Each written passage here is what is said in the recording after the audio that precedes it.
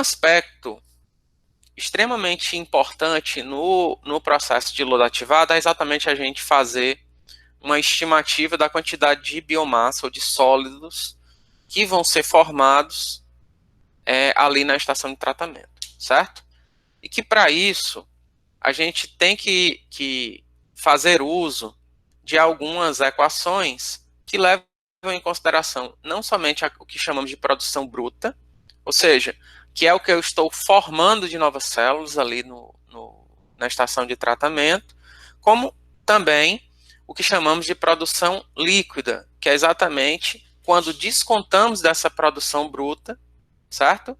O valor que vai ser perdido ali a partir do mecanismo de decaimento bacteriano, tá?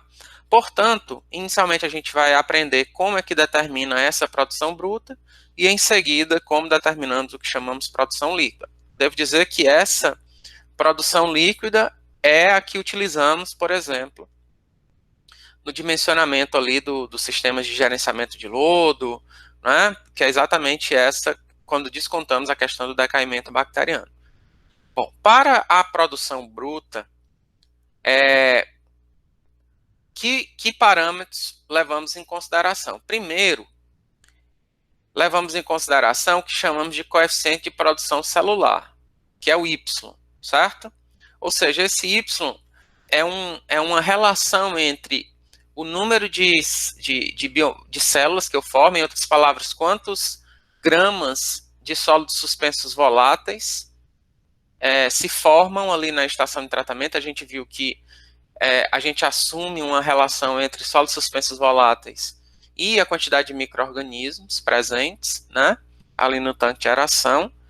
E, ou seja, gramas, né, unidade de gramas ou miligramas de sólidos suspensos voláteis ali formados por cada grama ou miligrama de DBO removida, né? Então, você observa aqui a unidade, né, que é de 0,5 a 0,7 gramas de sólidos suspensos voláteis por grama de DBO removida.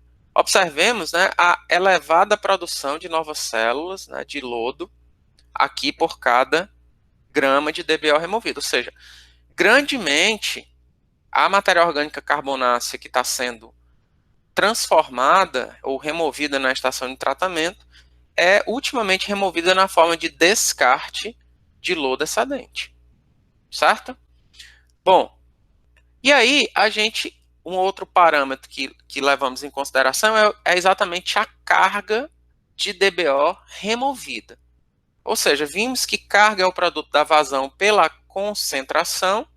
Se eu estou trabalhando com carga de DBO removida, vai ser o produto da vazão, que assumimos que é a vazão média, afluente, que o sistema de lodo ativado é um sistema capaz de amortizar esses picos aqui de vazão máxima diária e horária, né? Ou seja, trabalhamos com vazão média e trabalhamos com concentração aqui em termos de DBO removida, que é exatamente a diferença entre a DBO afluente e a DBO efluente, certo? Que é exatamente a DBO removida. Portanto, esse produto aqui vai me dar o meu PXV, que é exatamente ali a quantidade de sólidos suspensos voláteis que eu vou formar na unidade de tempo. Ou seja, tantos quilos de sólidos suspensos voláteis por dia, por exemplo, ou tantas toneladas de sólidos suspensos voláteis que eu vou formar ali por dia. E lá no dimensionamento da parte de lodo, a gente vai exatamente transformar essa carga, né, ou essa produção diária de lodo, de sólidos, em metro cúbico de lodo ali que eu vou ter que ter uma unidade de gerenciamento ali para lidar com essa produção e depois envio desse lodo para um aterro sanitário como destino final, ou se a gente está promovendo o reaproveitamento do lodo para uma unidade de reaproveitamento, tá? Beleza. E aí, como já vimos, né, e falamos, o parâmetro correto que a gente tem que avaliar a produção de lodo é a partir da produção líquida, que é exatamente a diferença entre a produção bruta, que já discutimos anteriormente, e o que eu estou perdendo a partir do decaimento bacteriano. Então, conforme metodologia adotada aí no livro do professor Marcos von Sperling, né, de lodo ativado, essa produção líquida, eu tenho que subtrair da produção bruta essa fração aqui, que é o produto do KD, que é o meu parâmetro cinético que me dá o decaimento bacteriano, que é função de um fator chamado de fator de biodegradabilidade, que por sua vez é função da idade de lodo, que vamos assumir ali para o dimensionamento e a operação da estação de tratamento, né? Que tem também outros fatores que a gente vai ver, uma relação entre DBO5 e DBO última, tem várias outras coisinhas que eu vou tentar dar uma simplificada também, né? E função da quantidade de micro-organismos presentes ali no tanque de aeração, que como vimos é o produto de XV por V, né? Ou seja, XV vai estar ali em quilo por metro cúbico. Quando eu multiplico por metro cúbico, eu vou ter quilo ali de solos suspensos voláteis, certo? E aí, esse fator é um fator que é adimensional, e o KD como está por dia, ou seja, eu vou ter quilo de solos suspensos voláteis por dia, né? Quando eu divido aqui pelo KD, que é dia menos 1, e aí você vai ter quilo de SSV por dia, e aqui eu vou ter quilo de SSV ali por dia também, né? Portanto, eu vou conseguir trabalhar nas mesmas unidades aqui, certo?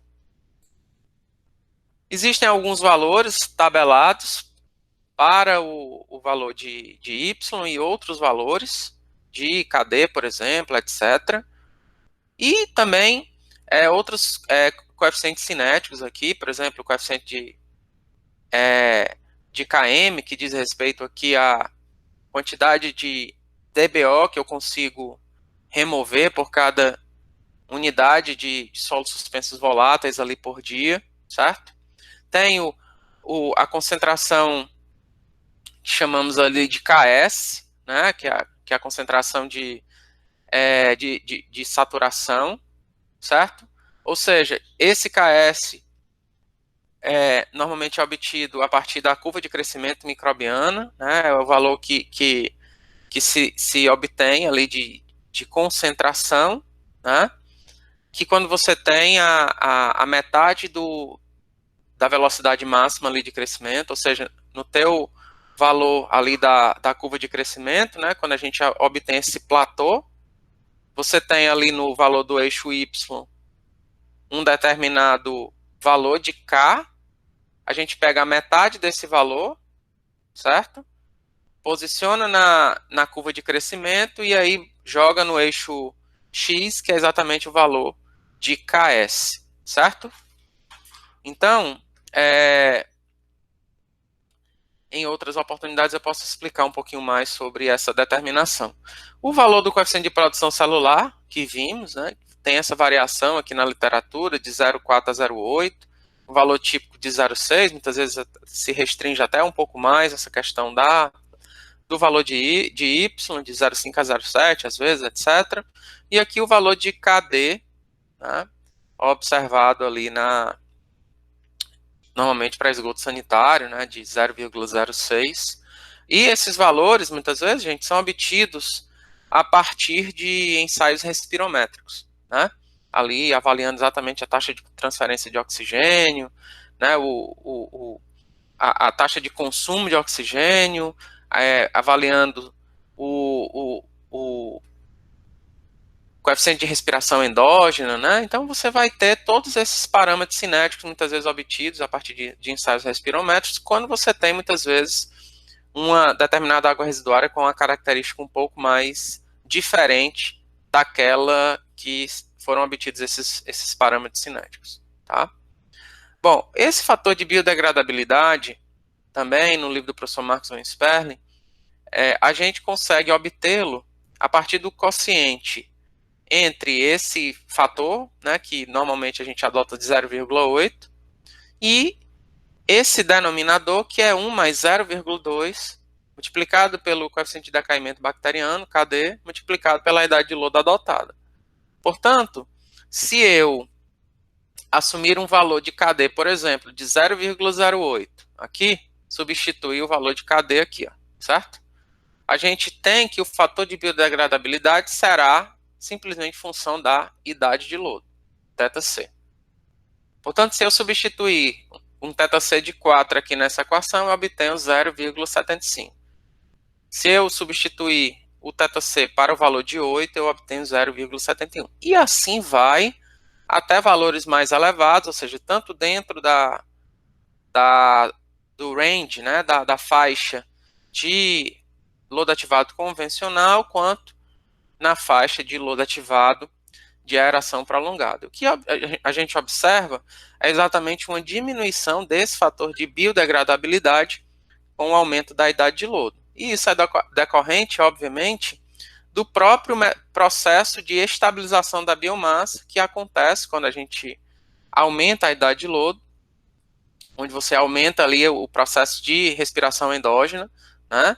E, consequentemente, a biomassa formada vai ter ali um menor conteúdo de uma fração biodegradável, né? Exatamente por causa do metabolismo endógeno, que vai remover uma parte dessa fração biodegradável, né? Como vai se trabalhar com baixas relações alimento-micro-organismo, você vai ter ali uma diminuição, como já vimos, da fração volátil ali na biomassa, e é exatamente decorrente do processo de respiração endógena, tá? Também nos livros textos, né, se trabalha com o conceito de coeficiente de produção celular observada, certo? Esses valores de Y são valores obtidos a partir de ensaios de laboratório, a partir de ensaios respirométricos, em que você determina tanto a produção bruta quanto o decaimento ali bacteriano esperado, né? Ou seja, a fração removida ali ou perdida, digamos assim, de biomassa a partir do processo de respiração endógena e decaimento bacteriano, né? Então, no conceito de Y observado, o que é que a gente tem? A gente tem aquele Y teórico, né, que a gente viu, que varia ali de 0,5 a 0,7, tipicamente 0,6, para lodo ativado. Por exemplo, quando a gente está trabalhando com sistemas de granulação aeróbia, por exemplo, esses valores de Y são ligeiramente menores, ou moderadamente menores. Exatamente por quê? Porque ali, na granulação aeróbia, uma boa parte dessa matéria orgânica removida, dessa DBO removida, né, não está sendo convertida na forma de lodo. Está sendo convertida na outra parcela do processo metabólico, que é a fase catabólica, né? Ou seja, consequentemente, se tem menos, ou a partir de um determinado metabolismo basal maior, enfim, isso aí ainda precisamos entender um pouquinho mais, né, na questão da granulação aeróbia, né? Mas o que a gente tem é que é um Y ligeiramente menor, ou seja, muitas vezes a gente está trabalhando ali com Y de 0,3, às vezes, né, no sistema de granulação aeróbia. Isso vai impactar na menor produção de lodo excedente na estação de tratamento, certo? Bom, e aí, nesse conceito de Y observado, o que é que a gente vai ter? A gente vai ter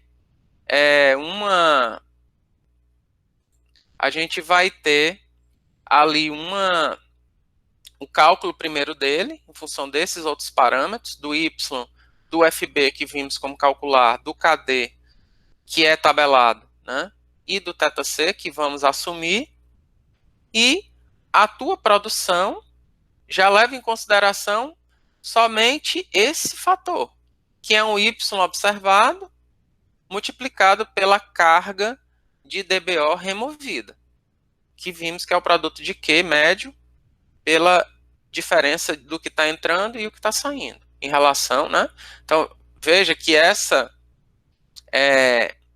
essa forma aqui é uma forma, digamos assim, mais simplificada, certo? Bom, e aí, em função desses aspectos, né, também nós precisamos determinar, no tocante ao projeto de sistema de load ativado, que estamos focando nessa parte agora do projeto do tanque de aeração, eu preciso definir um determinado volume de tanque de aeração. E que para isso, né, eu apresento essa equação, que é uma expectativa da concentração de sólidos voláteis em função desses parâmetros aqui. De Y que multiplica S0 menos S, ou seja, dali da quantidade, digamos assim, de biomassa que você vai formar no teu processo, né? Dividido por 1 mais KD vezes FB vezes θC, multiplicado por esse quociente entre o θC e o TDH. E aqui eu faço duas ressalvas. A partir dessa equação, se eu considero um sistema sem recirculação de sólidos e se eu considero um sistema com recirculação de sólidos. Certo? No primeiro exemplo, o que é que a gente tem? Por exemplo, em que tipo de sistema de tratamento de esgotos você tem esse tipo de configuração? Naquele que vimos quando temos, por exemplo, uma lagoa aerada de mistura completa, seguida de uma lagoa de decantação. Nesse sistema, você não tem recirculação de sólidos ali da lagoa de decantação para a lagoa aerada de mistura completa. No sistema que estamos aprendendo agora, o lodo ativado, a gente viu que tem essa recirculação aqui de sólidos, e isso é o que separa o TDH da idade de lodo.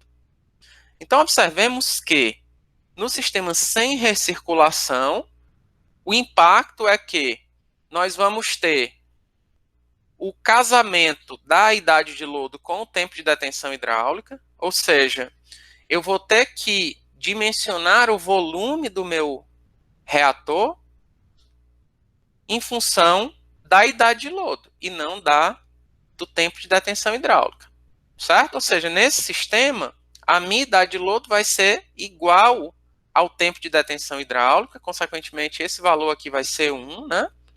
E aí, o que é que nós vamos ter? Nós vamos ter uma concentração de sólidos voláteis aqui, né?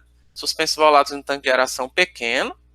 E como eu tenho que dimensionar o meu processo para uma idade de lodo, que é o principal parâmetro de dimensionamento, o que vamos ter como consequência, e a idade de lodo é da ordem de dias, ao passo que o TDH é da ordem de horas, a gente vai ter um volume do reator, digamos assim, grande. Por outro lado, quando eu desmembro o meu tempo de detenção hidráulica da idade de lodo, o que é que eu vou ter? Eu vou ter que a idade de lodo vai ser maior do que o TDH que vimos, né? A idade de lodo da ordem de dias e o TDH da ordem de horas. E como impacto, esse valor aqui vai ser grande, né? Esse quociente entre o θC e o TDH. Consequentemente, eu vou ter como o meu XV grande e, consequentemente, como eu vou desmembrar isso aqui, eu vou ter um volume de tanque de aeração pequeno. Certo? Portanto, essa forma de dimensionamento, né, ou seja, com linhas de recirculação, etc., é uma forma que resulta numa menor demanda diária aqui para a tua estação de tratamento. E aí, né, como consequência desta equação aqui, ó, θC, né? Se a gente levar em consideração que esse TDH aqui é uma relação entre volume e vazão, eu substituo aqui, ó, certo? E o que eu vou ter como resultado é a capacidade de expressar ali o volume da minha estação de tratamento, ou do meu tanque de aeração, certo? Como função de uma determinada concentração de sólidos suspensos voláteis no tanque de aeração, que eu vou assumir, e de outras coisas aqui que já discutimos, ó. Portanto, a partir da definição da unidade de lodo, essa vazão aqui eu conheço, esse S aqui eu vou assumir como uma determinada concentração esperada ali no meu efluente da estação de lodo ativado, e essas outras coisas, a gente vai fazer um exemplo de dimensionamento, gente, tá? Eu consigo determinar aqui o volume do tanque de aeração. Quais os valores? Os valores de θC, como a gente já falou, esses aqui que eu apresentei. Concentração de XV, esses aqui, tudo a depender se está dimensionando um tanque de aeração para funcionar na modalidade de idade de lodo convencional, né, ou de aeração prolongada. E aí, depois que eu faço esse dimensionamento, com base na idade de lodo assumida, eu faço a verificação para a relação alimento-microorganismo. Certo? Que já vimos na aula passada, que é exatamente o quociente entre a carga de DBO afluente, que é o produto de QM vezes a DBO afluente, dividido pela quantidade de micro-organismos presentes, que é o produto de V, o volume que a gente acabou de aprender a como estimar esse valor, e a concentração de solos suspensos voláteis ali no tanque de aeração XV. Eu devo dizer, gente, que isso aqui é uma forma simplificada de executarmos a questão desse dimensionamento, mas é importante de mencionar que existem vários modelos aí, pacotes aí computacionais, muitas vezes, né, que levam em consideração outros aspectos, né, também importantes, nessa questão do dimensionamento. Portanto, isso aqui é uma coisa bem preliminar, utilizem com ressalva, né? A IWA, que é a sigla de International Water Association, tem ali um pacote de modelos chamado de ASM, que é de Activated Sludge Model. Aí tem 1, 2, 3, e assim vai, levando-se em consideração os vários aspectos. Se você vai querer, por exemplo, remover só matéria orgânica, ou remover matéria orgânica e nitrogênio, ou se tem o componente de fósforo também. Ou seja, tudo isso tem que ser levado em consideração nesse dimensionamento mais completo de sistema de lodo ativado, certo? Bom, e aí, uma vez que eu determino um volume, as outras coisas são bem mais tranquilas, ou seja, eu vou assumir uma determinada altura útil, ou profundidade útil do tanque de aeração, que vai depender, por sua vez, do tipo de sistema de aeração que eu vou utilizar, se vai ser do tipo aeração superficial ou por ar difuso, ou seja, a gente observa que quando trabalhamos com ar difuso, a profundidade do tanque de aeração é maior do que quando usamos a aeração mecânica, né? E também, como já falamos, em relação a essa geometria, vai depender também do modelo ali que estamos usando, se é mistura completa ou se é um fluxo pistonado, né? Como falamos lá nos tipos de tanque de aeração. E também em relação à forma das paredes, como já vimos, elas podem ter a formas mais de ângulos retos, né, em concreto ali, com parede em concreto, laje de fundo em concreto, etc. E a possibilidade de utilizarmos trincheiras quando ela é do tipo taludada, e aí ou com placas de concreto ou com manta asfáltica, aí depende da construção, né? Por isso que a engenharia é muito bonita, certo? Temos também a inclusão de uma borda livre ou folga aqui, normalmente 50 centímetros a 1 metro, e aí, em função disso, você vai fazer o dimensionamento ali da questão estrutural, da questão do sistema de bombeamento para o tanque de aeração, enfim, toda essa questão que tem que ser trabalhada conjuntamente com o dimensionamento das demais unidades da estação de tratamento preliminar, quando é do tipo convencional, dimensionamento do decantador primário e o dimensionamento do decantador secundário, como a gente vai ver também em aulas para frente. Beleza, isso aqui a gente já comentou.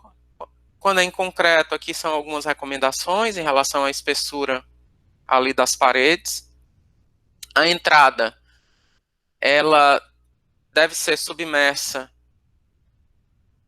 ou, né, sem turbilhonamento para evitar aí a formação de aerossóis na entrada do tanque de aeração, certo? E a saída a partir de vertedores fixos ou ajustáveis. Ok. Essa questão da incorporação das câmaras anóxicas, né, a gente já comentou na aula passada, né, que é importante muitas vezes para a questão do controle de crescimento de micro-organismo filamentoso, que quando você quer também a ocorrência da degentrificação, mas tem um impacto no aumento do custo de implantação aqui da estação de tratamento. A mesma figura que a gente já mostrou, né, com o sistema de aeração, aqui nesse caso aqui uma parede taludada, a utilização de manta asfáltica, e lá no fundo vocês estão vendo a colocação de um decantador secundário. Pronto, isso era o que eu queria falar por hoje, em relação a essa parte mais teórica, e eu proponho agora que a gente faça aqui um pequeno exemplo de dimensionamento.